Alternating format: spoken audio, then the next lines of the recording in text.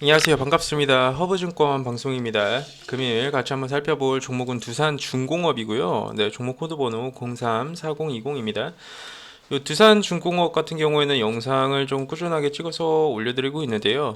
채널 구독과 좋아요 눌러주시면 지속적으로 모니터링해서 올려드리도록 하겠습니다. 자, 두산중공업 한번 같이 보도록 하겠습니다. 이슈가 조금 하나 나왔습니다. 어떤 이슈가 조금 나왔는지 한번 같이 살펴보도록 하겠습니다. 549조 원전 해체 시장이 뜬다. 정부 연구소 설립을 했다. 근데 제가 이 뉴스를 한번 체크를 해드리기 전에 아주 객관적으로 한번 좀 말씀드리자면요. 이 뉴스는요, 거의 재탕을 더해가지고요. 어떻게 표현을 해야 되냐. 거의 뭐, 육수 사발을 여러분들께서 이제 고잖아요. 그러면 한 번, 두 번, 세 번, 네 번, 다섯, 여섯, 일곱 번 정도 우려 먹었다. 뭐 그렇게 조금 이해를 해주시면 될 것 같습니다. 큰 의미 부여는 하기는 어려운데 그래도 우리가 이슈를 좀 체크를 해봐야 되니까요. 그렇죠?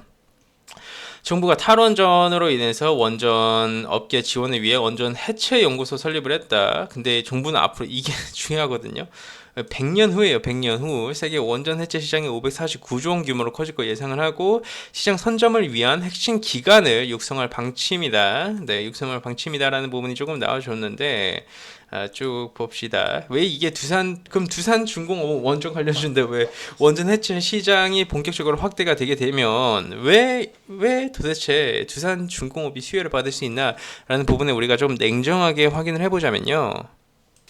이 두산 밥캣이 이제 방사능 폐기물 처리해서 영국에서 수주한 그런 건수가 있어요. 이 두산 밥캣이 결과적으로 봤을 때 이 두산 중공업이라는 기업 자체가 이 원전 해체 시장에 뜨게 되면 두산 밥캣을 통해서 같이 수혜를 받을 수 있다라는 부분이죠. 근데 다시 한번 말씀을 드리지만 거의 한 7번 정도 우려 먹었기 때문에 사골 국물도 7번 우려 먹으면 국물 맛이 안 나오죠. 이 모멘텀이란 것도 재료가 지속적으로 나오다 보면 더 이상 그 호재의 영향을 받지 않는 경우가 많습니다.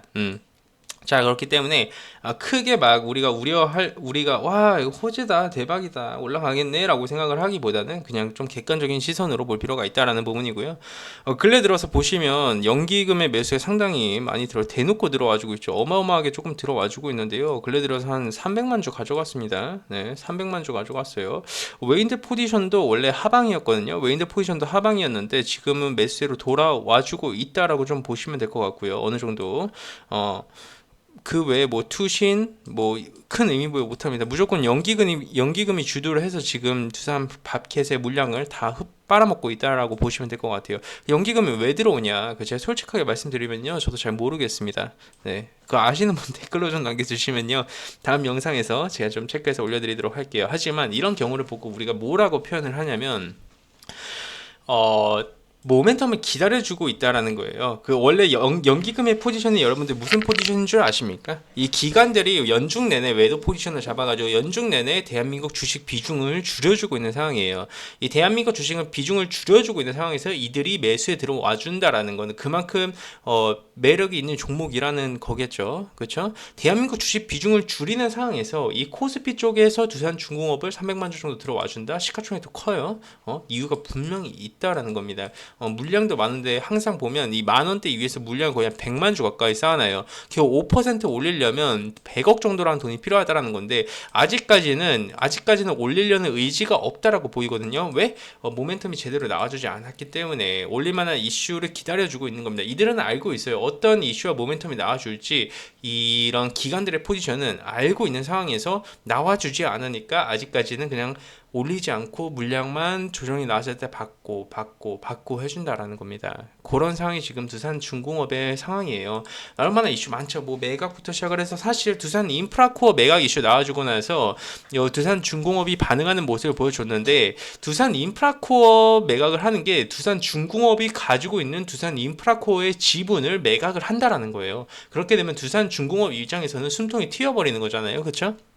음, 제가 판단을 하기에는 이 매각 이슈랑 엮여서 움직여 줄 수 있다라는 건데 그 부분은 조금 더 지켜봐야 되는 필요가 있다라고 판단이 되고 있고요. 현재까지 보여주는 두산 중공업 흐름 상당히 좋다라는 겁니다. 제가 영상을 요때부터 시작을 해가지고 꾸준히 찍어서 올려드리고 있는데 좋아요. 이제 정고점을 넘겨주기 위한 준비 기간이 조금씩 이렇게 나와주고 있는데 이런 움직임이 나와줘야지만 주가가 한 방에 이렇게 정고점을 넘어주려는 액션이 나와준다라는 겁니다. 준비 기간 없이 한 번에 빵 간다 하고 이렇게 위로 슉 올라가 버리면요, 그만큼 낙폭도 큽니다. 왜 그럴까요? 다시 한번 말씀을 제가 드리지만요, 주가란 건 언제나 이런 식으로 움직여줍니다. 올라갔다가 내려오잖아요, 그렇죠? 근데 올라가는 이 폭이 클수록 내려오는 폭도 가파릅니다. 그렇기 때문에 준비를 이런 식으로 해주게 될 경우 이 정도 부분에서 쏘아 올린다라는 거죠.